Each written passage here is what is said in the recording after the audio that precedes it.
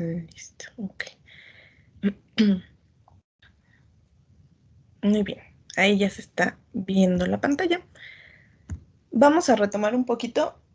Recuerden, seguimos con el tema de metabolismo de aminoácidos, metabolismo del nitrógeno.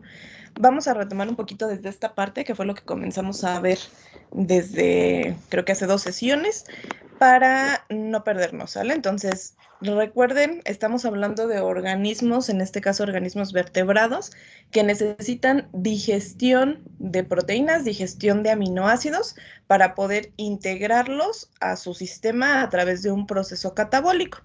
Entonces, en este caso, nada más retomamos aquí un poquito la absorción para posteriormente degradar los aminoácidos tiene que darse a través del tracto digestivo, que va a incluir, en este caso, diversos órganos accesorios, el estómago, los intestinos, que van a ser los principales por donde va a ir pasando esta serie de proteínas y aminoácidos al descomponerse, pero también órganos accesorios como hígado, páncreas, incluso vesícula biliar, que van a dar un aporte de sustancias necesarias, súper específicas, para poder ir degradando este tipo de compuestos.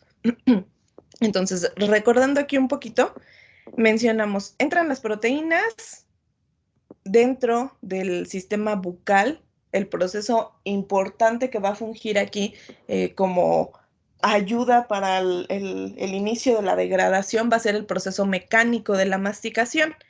Posteriormente, ya en el estómago, la conjunción del ácido clorhídrico con la pepsina van a ayudar a ir desintegrando las grandes proteínas en polipéptidos más pequeños, es decir, en cadenas de una menor longitud de aminoácidos.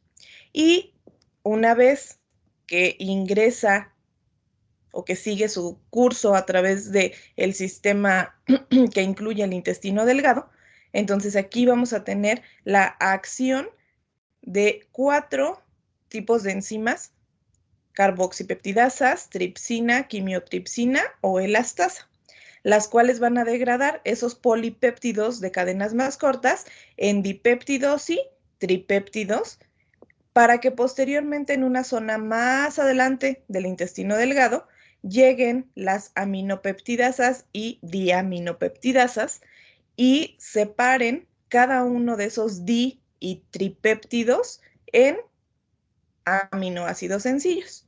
Una vez que están en esa forma, aminoácidos sencillos, se internalicen al interior de las células de la mucosa intestinal y se permite el paso a la sangre. Dijimos aquí vamos a tener 2 tipos de transporte: sin porte, que necesite protones, o sin porte, que necesite ion sodio.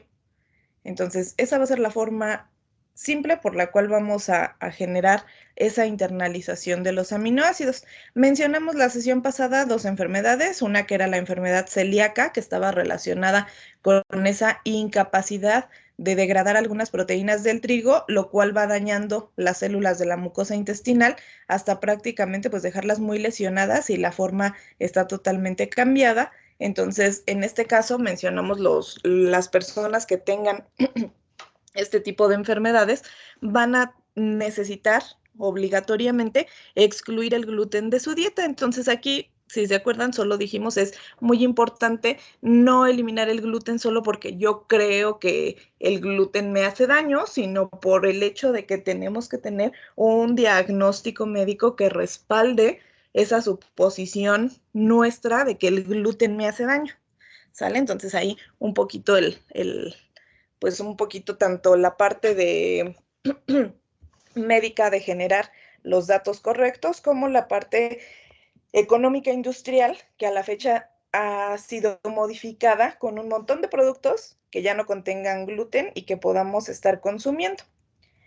Luego mencionamos esta otra enfermedad que dijimos es la pancreatitis aguda, que es el punto en el cual esos simógenos, esos precursores de las enzimas necesarias para degradar proteínas en el tracto intestinal, no pueden salir del páncreas debido a obstrucciones de los conductores que vienen desde traer líquidos, sustancias biliares del hígado sustancias biliares de la vesícula biliar y sustancias del páncreas. Entonces mencionamos, podemos llegar a tener algún tipo de cálculos y entonces estos cálculos son formaciones que van a ir acumulándose, formaciones generalmente de compuestos salinos, que van a ir generándose y que van a dar una obstrucción a cierto nivel de estos conductos. Si se llega a presentar en este punto, pues entonces vamos a lograr tener un mal desalojo de lo que está produciendo el páncreas.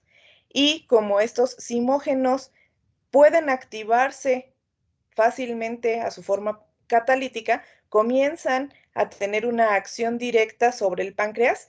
En vez de desintegrar lo que les tocaría realmente en el intestino, empiezan a desintegrar moléculas del páncreas y por lo tanto tiene una destrucción severa el tejido, perdón, y finalmente puede llegar a ser fatal si no se atiende a tiempo. Entonces, de ahí que incluso por ahí a lo mejor alguno haya llegado a escuchar a las personas que les quitan la vesícula y de pronto les dicen, ay, es que ya estaba súper inflamada, apenitas alcanzaron a sacarle la vesícula y que estalla, que explota después de que se la quitaron.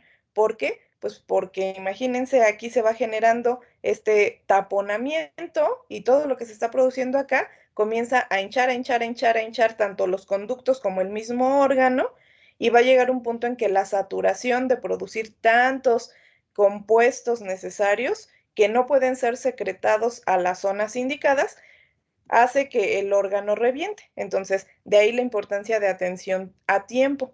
Si nos extraen alguna parte, en este caso vesículas, que es lo más común que se extraiga, si nos extraen la vesícula en un momento adecuado, pues no vamos a tener complicaciones, pero imagínense, se queda la vesícula al interior del organismo hasta el punto que explota y pues todos los jugos biliares van a comenzar a regarse por la zona abdominal. ¿Y pues qué se produce ahí? Pues líquidos que van a ayudar a digerir lípidos. ¿Y de qué están hechas las membranas celulares? De lípidos. Entonces vamos a tener por ahí una complicación severa si llegamos a permitir que eso ocurra, si no tenemos atención a tiempo de ciertos procesos que normalmente llegan a ocurrir en muchos integrantes de la población actual. Bueno, esas eran dos enfermedades que revisamos rápidamente, ya me detuve un poquito. Luego revisamos que de acuerdo a la ruta que vayan a seguir los productos nitrogenados, en animales tenemos tres formas principales de eliminarlo. En forma de amoníaco, y todos los organismos que lo hagan así se denominarán amoniotélicos, en forma de ácido úrico y tenemos otra serie de organismos que serán en este caso uricotélicos y en forma de urea y todos los que llegamos a desechar de esa manera el nitrógeno, perdón, nos vamos a denominar ureotélicos. ¿Sale? Entonces, retomamos un poquito esta parte en donde dijimos, esta es una visión general del catabolismo, es decir, qué le pasa al grupo amino de los aminoácidos para poder llegar hasta la parte de excretarse o de reciclarse en otros aminoácidos que sean necesarios dentro del sistema. Entonces, fíjense bien, retomamos esta parte que dijimos, la primera reacción está catalizada por una aminotransferasa, es decir, una enzima que de acuerdo al nombre va a transferir el grupo amino desde un aminoácido el que sea, desde un aminoácido, hacia el alfa-cetoglutarato para lograr generar glutamato y un cetoácido, en el caso de la mayoría de los aminoácidos, o en el caso de la alanina, un piruvato que puede reintegrarse a otras rutas para obtención de energía, a rutas del metabolismo de carbohidratos que ya revisamos. Dijimos, todas las aminotransferasas van a requerir de este grupo prostético, piridoxalfosfato, retomando un poquito los conceptos previos, este grupo prostético que dijimos es la parte no aminoacídica de una enzima. Y en este caso, el piridoxalfosfato o PLP es la forma coenzimática de la vitamina B6. Entonces, en este caso tenemos un grupo orgánico que se requiere como cofactor o como grupo prostético. Ahora, dijimos, este grupo prostético va a ser el que tenga la capacidad de tomar y transferir el grupo amino. Y una parte importante es que este grupo prostético, cuando se encuentra unido a la enzima, unido a las aminotransferasas, forma este enlace entre carbono y nitrógeno, y este tipo de compuesto se conoce como base de Schiff. Mencionamos aquí 3 reacciones importantes o 3 formas en las cuales el piridoxal fosfato, la parte activa de las aminotransferasas, en el sitio activo encontramos este piridoxal fosfato, dijimos va a poder tener 3 formas en las cuales va a utilizar ese amino que le está recibiendo a los aminoácidos. La primera va a ser a través de una transaminación, es decir, tomar el grupo amino del aminoácido, en esta parte de aquí, tomar el grupo amino, aquí tenemos el aminoácido, y a partir de ese grupo amino que está tomando, con ayuda de una molécula de agua, se transforma en piridoxamina fosfato, es decir, se lo quita al aminoácido, perdón, le quita el grupo amino y se libera el alfa-cetoácido. En la segunda forma que puede llegar a ocurrir esto es a través de una racemización, que dijimos es literalmente solamente transformar de L-aminoácidos a D-aminoácidos. Y de esa forma, pues ahora sí que cambiar la forma tridimensional, la estructura tridimensional del aminoácido y generar mezclas racémicas. ¿Qué dijimos? Mezclas racémicas son conjuntos de moléculas que van a tener la misma cantidad de formas L que de formas D, en este caso de formas isoméricas, ¿sale? Entonces aquí tenemos la formación o lo que sería la transformación de un aminoácido que inicialmente estuviera en forma L a un aminoácido que está en forma D. ¿Cómo sabemos que aquí está en forma L? Porque recuerden, estamos partiendo de esta parte de aquí. En un inicio teníamos una forma L-aminoácido y posteriormente tenemos la forma D aminoácido. Y la tercera forma, perdón, que va a ser si ocurre un proceso de descarboxilación, es decir, en el intermediario que se forma, la base de Schiff que tiene adicionado el grupo amino del aminoácido, va a liberar un CO2, una molécula de dióxido de carbono, es decir, le va a quitar un carbono. Si se fijan, aquí queda disponible este espacio. Aquí teníamos el grupo carboxilo del aminoácido, aquí queda disponible este espacio, y con esa disposición que queda un intermediario que se le denomina intermediario quinoide, y este intermediario quinoide posteriormente realiza una sustitución. Observen, ya no tenemos grupo carboxilo, tenemos ahora la adición de un protón, un hidrógeno, en ese lugar donde se perdió el carbono, y tendríamos una molécula amina. ¿Ok? Entonces son sustancias aminadas o moléculas nitrogenadas, pero ya no son aminoácidos como tal, porque ya no tienen la estructura, ya no tienen el grupo carboxilo. Y entonces en este caso tendríamos un grupo amina, ¿sale? Y el piridoxal fosfato, que pues lógicamente se está quedando con una parte nuevamente disponible, porque aquí está rompiendo este enlace entre amino y carbono y vuelve a quedar disponible el piridoxal fosfato. Si se fijan, pues es parte o punto clave. ¿Qué hacen todas las enzimas? Recuerden, toman algo, lo transforman y vuelven a quedar en su forma libre para volver a recibir nuevas moléculas de aminoácidos, ¿sale? Entonces son las 3 formas. Primera, transaminación, quitarle el grupo amina.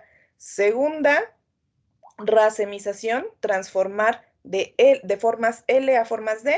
Y tercera, descarboxilación, transformando el aminoácido al perder el grupo carboxilo en forma de dióxido de carbono.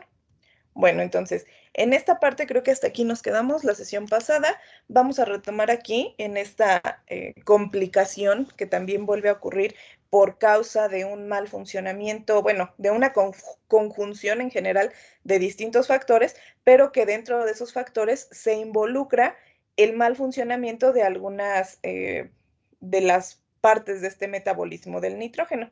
Entonces, fíjense bien, el infarto al miocardio, que es pues ahora sí que mm, tristemente un proceso recurrente, un suceso recurrente en gran cantidad de la población. El infarto al miocardio es una eh, muerte, podríamos así llamarlo, o unas lesiones que ocurren en cierto tejido, que en este caso nos estaríamos refiriendo del músculo cardíaco. Observen bien, aquí tenemos una imagen de qué es lo que está ocurriendo. Se ve el corazoncito, de hecho se ve no muy bien porque observen aquí se ven todas estas zonas como amarillitas, que sería una gran cantidad, una acumulación grande de compuestos lipídicos. Y aquí tendríamos el acercamiento de esta zona, una zona que lleva la circulación sanguínea en esta zona del miocardio, del músculo cardíaco. Entonces, observemos, cuando hay una gran acumulación de lípidos, es decir, esta persona tiene altas las cantidades de triglicéridos, de colesterol, etcétera, se va generando este tipo de, pues ahora sí que de adherencias a las paredes venosas o arteriales. Entonces, nosotros normalmente aquí tenemos marcado, casi siempre lo van a encontrar así, a menos que les indiquen distinto en algún esquema, toda la circulación que llegamos a ver pues ahora sí que en este tipo de caminitos rojos, generalmente es sangre arterial y generalmente lo que llegamos a observar en azul, pues es sangre venosa, ¿no? O nos indica algún tipo de venas. Entonces, fíjense bien, en esta parte, pues tendríamos el movimiento normal de la circulación sanguínea que va a llevar eritrocitos, bueno, todas las células sanguíneas y que además pues lleva un gran flujo de nutrientes, de oxígeno, etcétera. Entonces, si de pronto las personas comienzan a aumentar dentro de su ingesta la cantidad de lípidos, se comienza a generar esta adherencia. Ya los lípidos, recuerden, a diferencia de los aminoácidos, los lípidos son moléculas de reserva. Entonces, si de pronto ya tenemos un exceso, un gran exceso de lípidos, ya los lípidos no se van a almacenar al interior de la célula, ya ni siquiera van a poder entrar. Entonces, cuando eso ocurre, se empiezan a generar estas adherencias en el tejido de transporte. Y aquí se va acumulando, acumulando, acumulando hasta que llega el punto en el que ya la adherencia, el taponamiento engrosó tanto que ya va a literalmente bloquear el paso de la sangre. Entonces, cuando eso ocurre, cuando se bloquea este paso de la sangre, lo que empieza a ocurrir es una falta de oxígeno. Pero observen, esta falta de oxígeno, pues primero comienza a ser a nivel local, de manera que el tejido más cercano ya no está recibiendo el componente indispensable para la respiración. Y si las células no pueden respirar, no pueden producir energía a través del proceso de respiración celular a nivel mitocondrial, pues entonces van a comenzar a percibir que hay una lesión, que algo está ocurriendo y seguramente van a empezar a entrar en un proceso de muerte celular. Entonces, al generar este tipo de procesos antes de que la célula se muera por completo, recordemos el proceso de degradación de nitrógeno igual ocurre en muchas células. Entonces, en estas del tejido cardíaco, la generación de glutamato y piruvato tras transaminasa, es decir, de las transaminasas que van a permitir quitarle el amino a los aminoácidos para transformarlos en glutamato, no van a poder realizar su función. ¿Por qué? Pues porque ya no están permitiendo que entren y salgan los nutrientes de la célula. Entonces, al dañarse la célula y ella tener reservas de estas dos enzimas transaminasas, estas enzimas se van a liberar al torrente sanguíneo. Entonces, si el infarto ocurre, si de pronto la obstrucción ya fue demasiada, ya el músculo no recibió oxígeno, el tejido no recibió oxígeno, las células dañadas liberan estas enzimas al torrente sanguíneo y son un marcador que a nivel de análisis clínico permite identificar qué tan grave, cómo se encuentra el paciente, es decir, la gravedad y el estado de la lesión del tejido, dependiendo qué cantidades nosotros lleguemos a encontrar de estas enzimas. Entonces, cuando se liberan las enzimas GOT y GPT, que en este caso son glutamato piruvato transaminasa, la S que está aquí significa en suero, entonces se liberan glutamato piruvato transaminasa y glutamato oxalacetato transaminasa. Estas son detectadas a través de análisis químico, análisis de sangre, y entonces dependiendo las cantidades que nosotros podamos encontrar y en qué momento las encontramos, nos indican qué tan grave es la situación. ¿Por qué? Porque se van liberando ahora sí que de manera gradual. Lo primero que aparece en sangre es la creatina sinasa.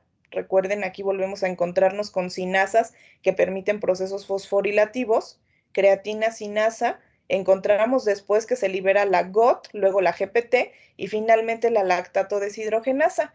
Entonces, si las cantidades de estos tres son muy elevadas o conforme transcurre el tiempo vemos que hay una variación o una gran cantidad, seguramente la persona va a tener un problema muy, muy grave y pues ya saben que en el caso de los infartos puede ser que sea lo que le denominan un preinfarto, es decir, que no fue tan grave, que todavía tuvieron tiempo de hacer algo, o que los infartos de plano sean fulminantes, porque esa obstrucción del paso de oxígeno mate todo el tejido y de plano al inhibir, al detener la circulación sanguínea, el paso de oxígeno al resto del sistema, pues la muerte celular no solo ocurre aquí. El infarto llega a ser tan letal que pues ya el resto del organismo no está recibiendo oxígeno y las personas pues terminan por morir. Entonces son nuevamente complicaciones severas en donde esta participación de transaminasas en este caso nos permite identificar qué tan grave y cómo están las lesiones que se ocasionaron por un infarto y la intensidad del mismo. Ok, entonces, fíjense bien, hasta aquí sería esta primera parte donde estamos viendo a las transaminasas. Ahora, ¿qué pasa cuando ya el amino ya se fue al glutamato? Acuérdense, estamos en este punto, me voy a regresar hasta acá. Lo que acabamos de revisar es esto. Se le quitó el grupo amino al aminoácido, lo tomó el alfa-cetoglutarato y aquí en esta flecha que se ve como un huevo, en esta flecha que sube, aquí estarían las transaminasas generando glutamato y alfa-cetoácidos. Esto es lo que acabamos de revisar. Aquí están participando las transaminasas. Ahora ya tengo el glutamato. ¿Qué va a pasar con él? Entonces, fíjense bien. El glutamato, esta reacción inicial ocurre en el citosol. Lo que acabamos de ver donde están las transaminasas ocurre en el citosol.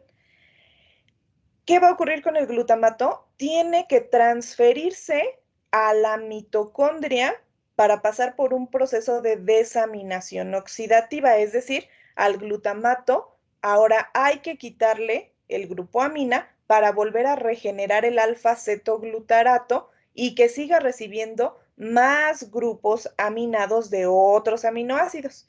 Entonces, este proceso de desaminación oxidativa va a estar catalizado por esta enzima, glutamato deshidrogenasa. Y para que ocurra vamos a necesitar agua. Entonces, tenemos el glutamato, una molécula de agua, y con la participación de NAD-fosfato, otra vez volvemos a retomar conceptos previos, NAD, NAD-fosfato, FAD, ATP y GTP son nuestras moléculas energéticas por excelencia. Entonces, recuerden aquí, cada una de ellas tiene funciones específicas. Podemos llegar a mencionarlas como que son equivalentes, pero otra vez, acuérdense, esa equivalencia no quiere decir que puedo utilizar cualquier molécula solo porque sí. La equivalencia, o donde mencionamos a cuánto equivale, a cuánto ATP equivale un GTP o equivale un NAD o un FAD, no es tanto porque las podamos utilizar indistintamente o porque la célula decida voy a usar lo que caiga, sino por el hecho de que a través de las distintas rutas metabólicas, gracias a tener GTP o equivalentes reductores como NAD y FAD, podemos lograr finalmente obtener cierta cantidad en forma de ATP. Entonces, más bien hablamos de una conversión del lenguaje y no tanto de una participación indistinta de cada tipo de molécula.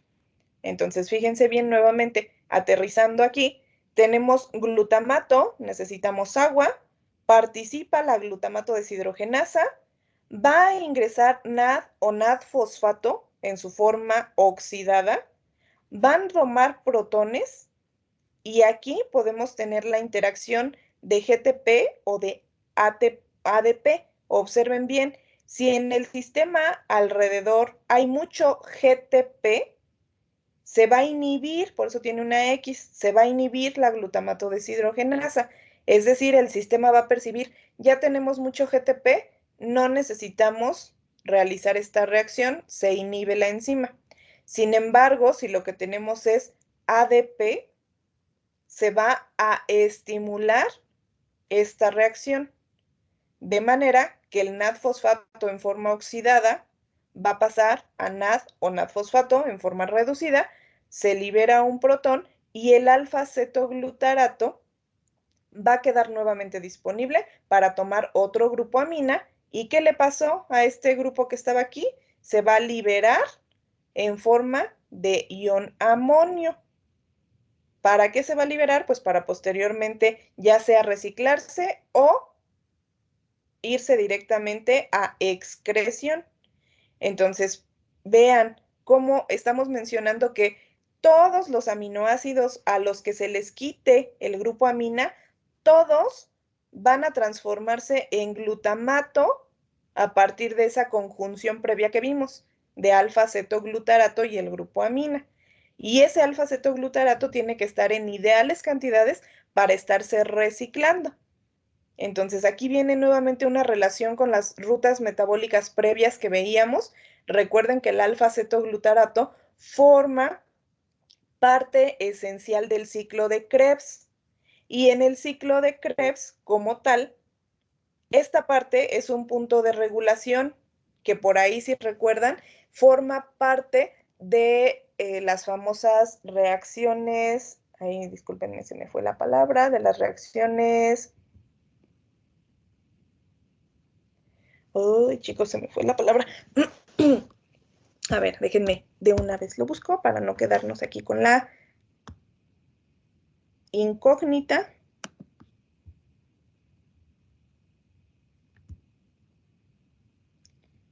Porque si no, los confundo.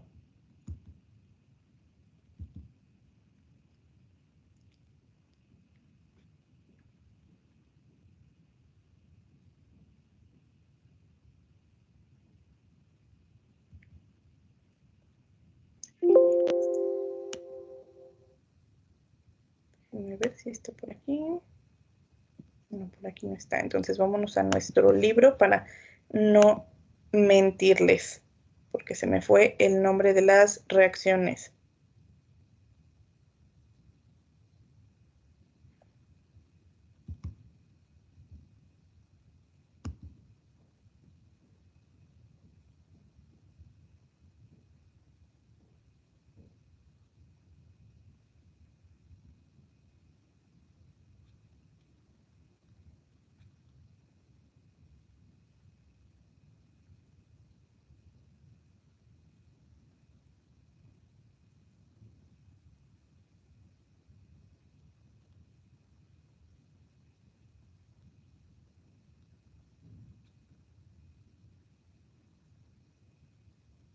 Aquí están las reacciones anapleróticas. Por aquí, disculpen. Entonces, fíjense bien, en esta parte, cuando revisamos los demás que no estuvieron conmigo, seguro que también los revisaron, mencionamos que en el ciclo de Krebs hay necesidad seguramente de que algunas partes específicas del ciclo puedan salir a otras rutas, que era esta parte que se encuentra por aquí.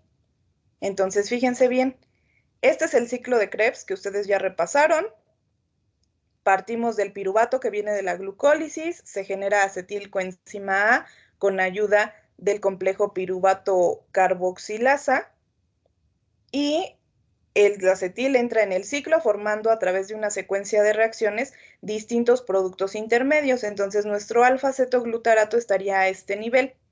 Si se sale el alfa-cetoglutarato, observen, ahorita estamos aquí, se salió del ciclo de Krebs porque es necesario para el metabolismo del nitrógeno. Se va a ir a formar glutamato y posteriormente algunos otros aminoácidos o bases nitrogenadas. Entonces, si estas variaciones, si se empieza a salir el alfa-cetoglutarato de aquí, el ciclo de Krebs va a tener que regenerar a alguno de los intermediarios para que las cantidades de alfa-cetoglutarato en este ciclo se mantengan constantes. Entonces, esas reacciones que mencionábamos eran estas de aquí, reacciones anapleróticas, que son reacciones específicas por las cuales vamos a regenerar a algunos intermediarios, en este caso, oxalacetato principalmente o malato. ¿Para qué? Para que se puedan ingresar nuevamente al ciclo y regenerar el producto que se haya salido. ¿Por qué? Porque recuerden, en este ciclo se puede haber salido citrato, alfa-cetoglutarato, succinil-CoA, en este caso oxalacetato también.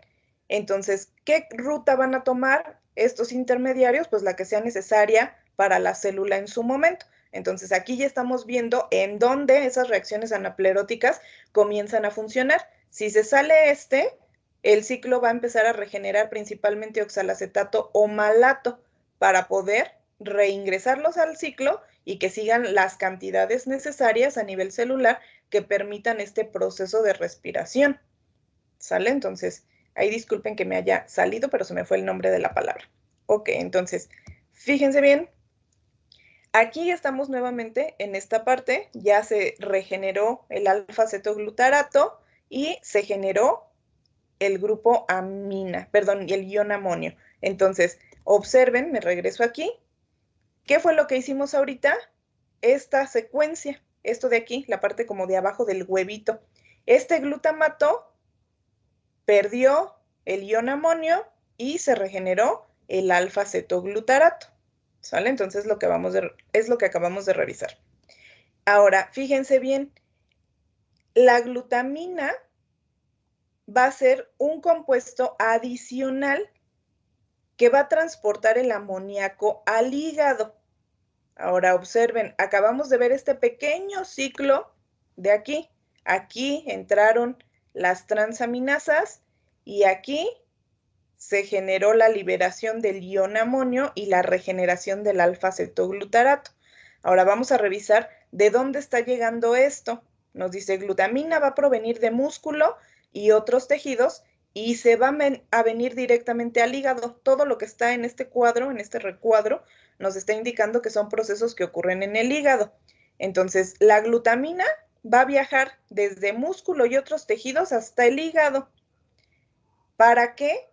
Para poder generar a partir de la amina, de la glutamina, desprender desechos nitrogenados y regenerar glutamato. Otra vez, si a partir de esta glutamina se genera glutamato, este se va a desprender del amino y obtener alfa-cetoglutarato. Entonces, observen bien porque aquí son dos caminos. Si partimos de la glutamina, va a perder primero el nitrógeno de la cadena radical en forma de ion amonio. Se va a quedar transformado en glutamato y este glutamato después va a perder el grupo amina de la parte de estructura general de un aminoácido, que sería esta zona de arriba, el amina que está unido al carbono quiral, lo libera como ion amonio y nos quedamos únicamente con la cadena de carbonos formando el alfa-cetoglutarato. Ahora, vamos a revisar ahorita más a detalle también ¿Qué pasa con la alanina? Porque la alanina también va a provenir del músculo, va a viajar hasta el hígado y aquí va a perder el grupo amina, lo va a transformar en ion amonio y esta alanina que teníamos inicialmente se queda en la parte de cadena carbonada en forma de piruvato para ingresar a otras rutas. Entonces, fíjense bien, en este caso hablamos de la glutamina. ¿Por qué el músculo genera glutamina? Porque el compuesto no es tóxico y de esta forma pasa rápido o pasa fácil a través de las membranas. Entonces, el glutamato no puede hacer eso porque tiene carga negativa. Si recordamos un poquito por ahí las estructuras generales de los aminoácidos, teníamos aminoácidos polares, aminoácidos alifáticos, aminoácidos no polares, aminoácidos positivos y aminoácidos negativos. Retomen esa imagen que vimos hace mucho de la clasificación general de los aminoácidos para que puedan ubicar. Es más, déjenme, vuelvo a abrir aquí nuestro documento porque a veces nos quedamos nada más pensando como que, ay, sí, medio me acuerdo, pero tal vez no me acuerdo bien. Entonces, déjenme, vuelvo a abrir aquí nuestro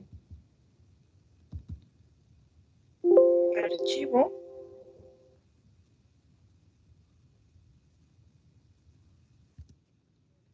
Abrirlo y me voy a ubicar en esta imagen, que es la clasificación general que tenemos de los aminoácidos. Ay, déjenme ver dónde se puede hacer grande porque ya el ratoncito luego no quiere.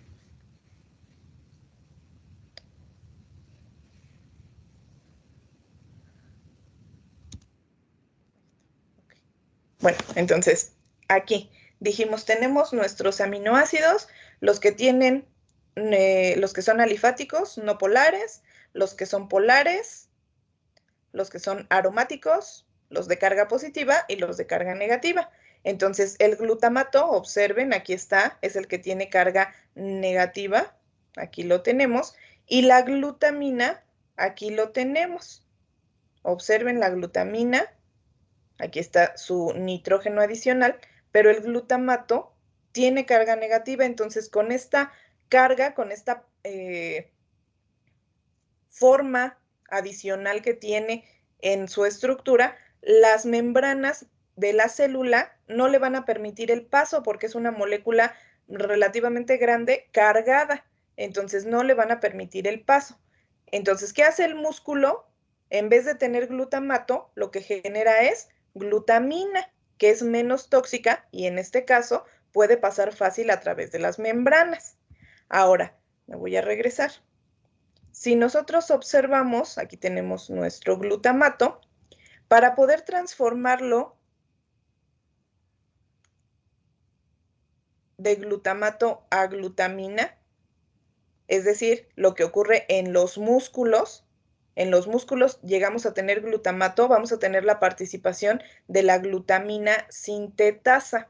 Recuerden, de acuerdo al nombre, la función que va a tener. En este caso, una sintetasa va a requerir ATP para poder generar esa reacción química. Observen, aquí está el glutamato, generamos un intermediario, gamma-glutamil fosfato, perdón, y se le adiciona un grupo fosfato. Entonces, este grupo fosfato después viene la glutamina sintetasa, le quita el grupo amino, o más bien viene un ion amonio, perdón, viene un ion amonio del medio y lo integra en el glutamato que tenía inicialmente en su cadena radical un grupo carboxilo cargado, integra este ion amonio en forma de amina y ahora ya tenemos el aminoácido glutamina, ya no tenemos glutamato, sino glutamina.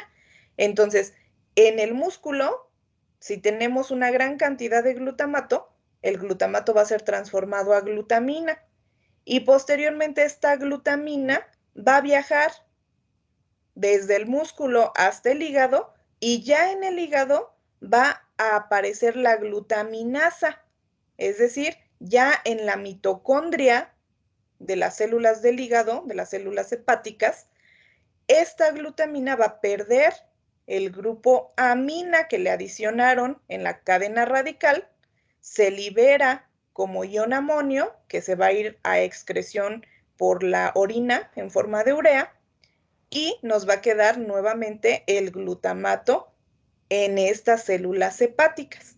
Entonces, ¿para qué lo queremos? Otra vez, porque si le volvemos a realizar una reacción química en donde le quitamos el último grupo amina que le queda, pues entonces ya estaríamos teniendo más amonio de desecho y el alfa-cetoglutarato disponible para estar reciclando. Entonces, vean cómo prácticamente el alfa-cetoglutarato es la cadena o el transportador, por así llamarle, como me gusta luego decirles, es como el maletero.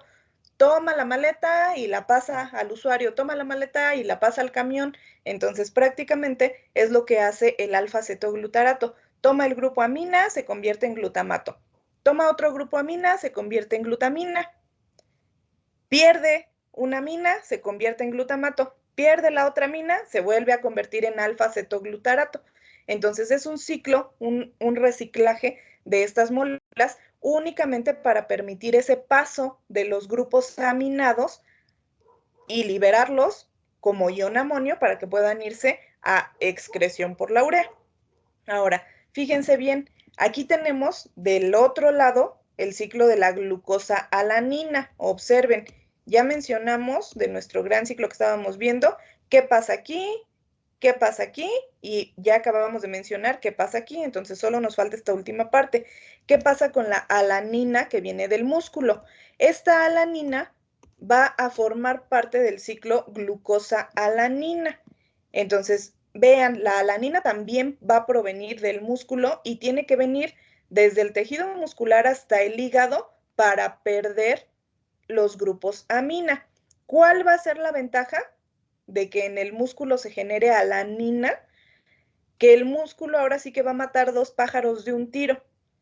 Generando alanina va a poder mandar al hígado un aminoácido que al degradarse va a liberar un desecho nitrogenado y va a reciclar una molécula de piruvato.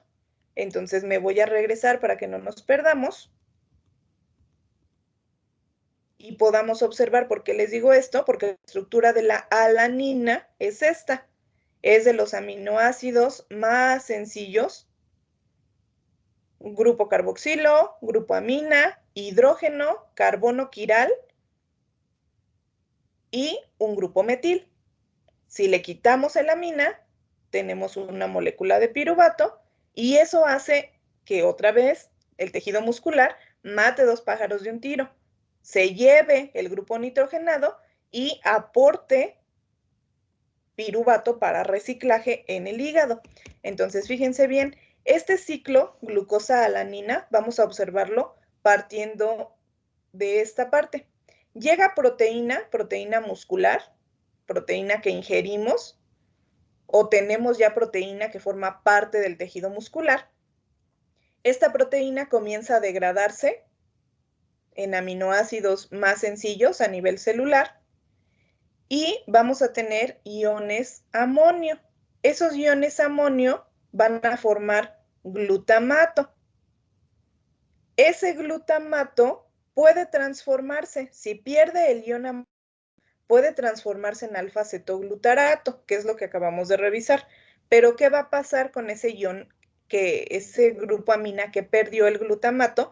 Se va a adherir, observen aquí, por eso están juntas las flechas. El glutamato aporta el ion amonio y el piruvato aporta la parte de cadena carbonada para formar al aminoácido alanina. Esto va a ocurrir en músculo. Esta alanina va a viajar desde el músculo por el torrente sanguíneo, alanina sanguínea, va a viajar hasta llegar al hígado.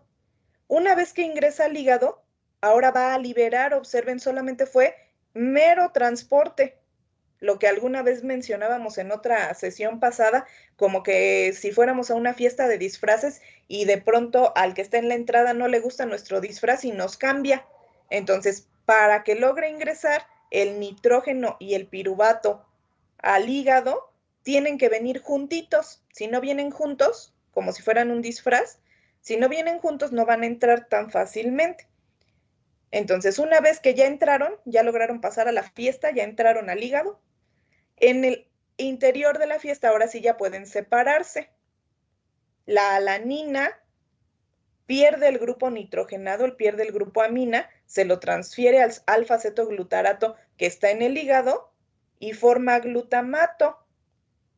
Luego, posteriormente, este glutamato puede perder el ion amonio y excretarlo en forma de urea.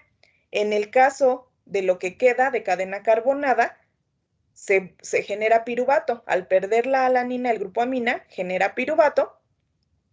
Este piruvato, por gluconeogénesis, que ya revisamos el semestre pasado, que es la construcción nuevamente de glucosa, por gluconeogénesis, regenera glucosa, la glucosa se devuelve al torrente sanguíneo hasta que vuelve a llegar al músculo. Y en el músculo, por degradación, recuerden, la glucosa sirve para obtener energía, por glucólisis, en el músculo se permiten los movimientos, etcétera, etcétera, se obtiene energía y se genera piruvato. Y este piruvato otra vez está disponible para volver a retomar un grupo o un ion amonio o un grupo amina, generar alanina y volver a generar este ciclo entre pasar desde músculo, torrente sanguíneo, hígado, regenerar glucosa, torrente sanguíneo, otra vez proceso de glucólisis. Entonces, por eso se denomina ciclo de la glucosa alanina, porque participan de forma importante en músculo y en hígado glucosa y en músculo y en hígado alanina.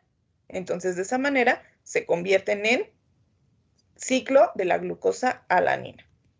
Ok, entonces, fíjense bien, el amoníaco es tóxico para los animales, porque seguramente ustedes estarán preguntando, bueno, pero ¿por qué se necesita que haya tantos transportadores, que se genere el glutamato y la glutamina y la alanina, si pues el amoníaco pudiera viajar fácilmente como ion?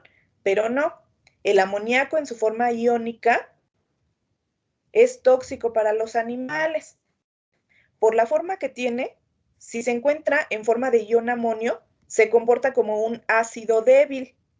Sin embargo, si se encuentra desprotonado como amoníaco, este sería en realidad el amoníaco, NH3, si se encuentra desprotonado, se comporta como una base fuerte.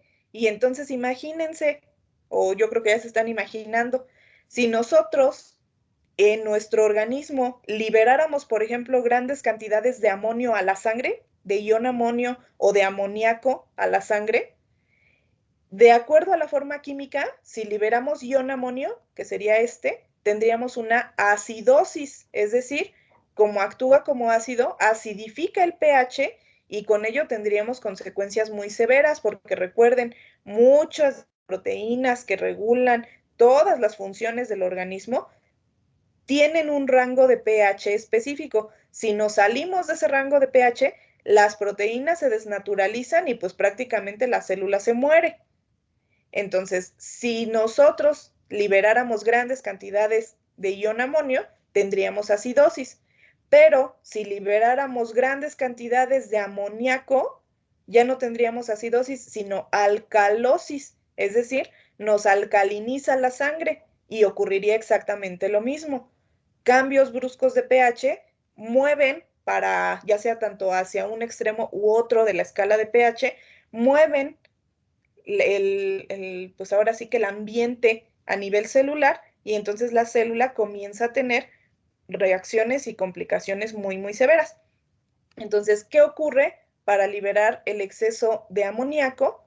Se amina el alfa-cetoglutarato, que es todo lo que acabamos de revisar. Se requiere que el alfa-cetoglutarato recoja esos grupos amino, forme glutamato y forme glutamina. Entonces, en el caso de lo que llega a ocurrir a nivel cerebral, observen, dice, si a nivel cerebral estamos necesitando mucho, mucho alfa-cetoglutarato. Ya revisamos en esta parte de aquí. Para generar o regenerar el alfa-cetoglutarato, necesitamos aporte de NAD oxidado o de NAD-fosfato oxidado. Entonces, si esto ocurre, si se empieza a utilizar mucho NAD o NAD-fosfato, en el tejido cerebral se comienza a ver un agotamiento de NAD y de ATP, que son súper necesarios porque lógicamente el cerebro requiere grandes cantidades de energía porque controla todas las funciones del organismo, tanto las que son conscientes como las que son inconscientes.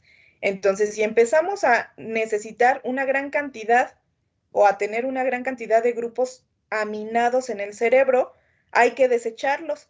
Para desecharlos se requiere NAD y si se empieza a agotar el NAD, comenzamos a darle en la torre a la fuente energética del cerebro y con ello pues vamos a tener complicaciones posteriores.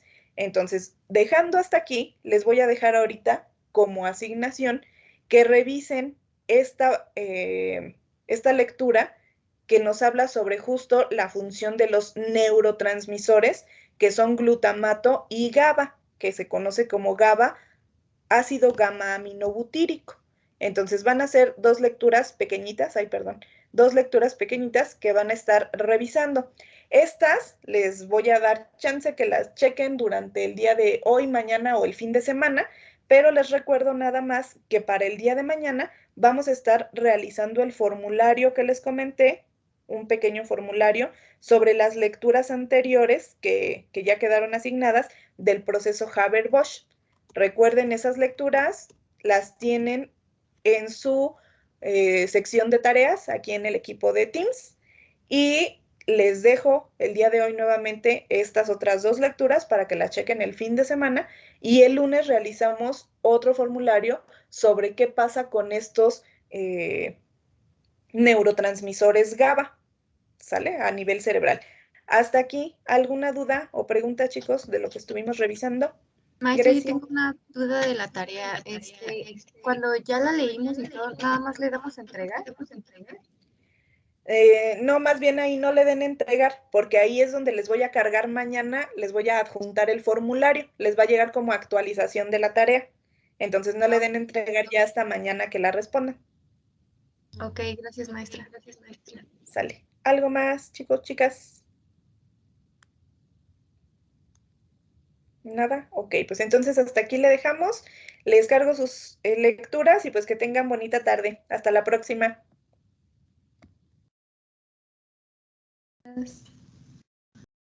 Gracias, maestra. Sale, chicos. Bye, bye. Gracias, maestra. Por nada, chicos. Bye.